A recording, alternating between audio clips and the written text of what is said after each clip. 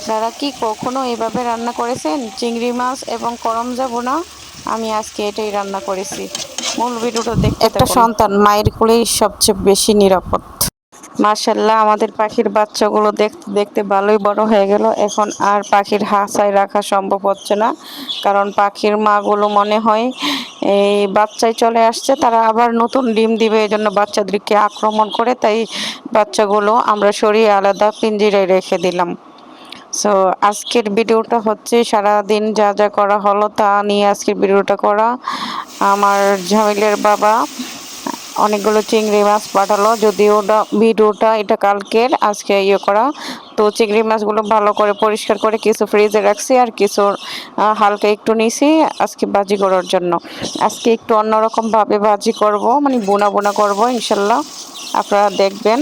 আমি এখানে কিছু পেঁয়াজ কুচি করে নিয়েছি, আর এখানে আস্ত রসুনগুলি দিব। রসুনগুলি ভালোভাবে পরিষ্কার করে আস্ত দিয়ে দিব। সো রসুন পেঁয়াজগুলি আমি ভালোভাবে ভেজে নিব। আর আমার পাখির বাচ্চাগুলো জানেন না তো, অনেক করে বাচ্চাগুলো অত বেশি বড় হয় নাই।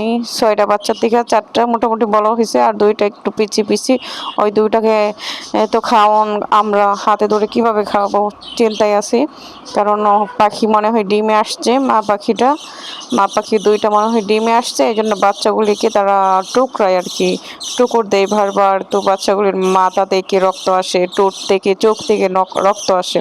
তো এটা খেয়াল করতে পেরে তারপরে আলাদা কাছে বাচ্চাগুলি নিয়ে আসছি, আর মাঠে এই মাগুলিরে আলাদা খুব কলসি বেঁধে দিয়ে দিলাম।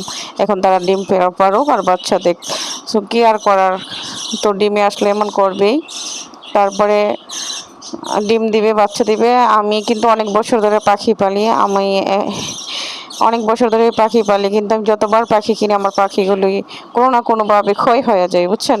সো এইবারের পাখিটিয়া আলহামদুলিল্লাহ 2-3বার বাচ্চা দিছে, এবং ভালোই সুন্দরভাবে করতেছে। আবার এইবারেও দিব। আপনাদের সাথে কথা বলতে বলতে আর দেখতে দেখতে আমার ভিডিও প্রায় শেষ হয়ে গেছে। আমার মাছ ভাজি শেষ হয়ে গেছে, দেখছেন।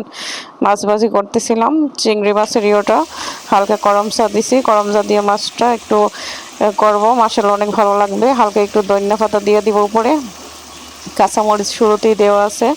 তো আজকের ভাজিটা আশা করি অনেক ইয়াম্মি এবং টেস্টি হবে। মাশাআল্লাহ দেখতে কত সুন্দর লাগতেছে, দেখতেছেন তো।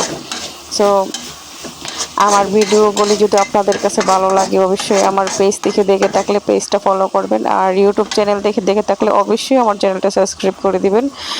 সবাই একটা কমেন্টস করবেন, একটা কমেন্টস করলে আমি উৎসাহ পাবো। তো ভালো থাকবেন, এইখানেই আমার ভিডিওটা শেষ করলাম। টাটা, বাই বাই, আসসালামু আলাইকুম ওয়া রাহমাতুল্লাহ।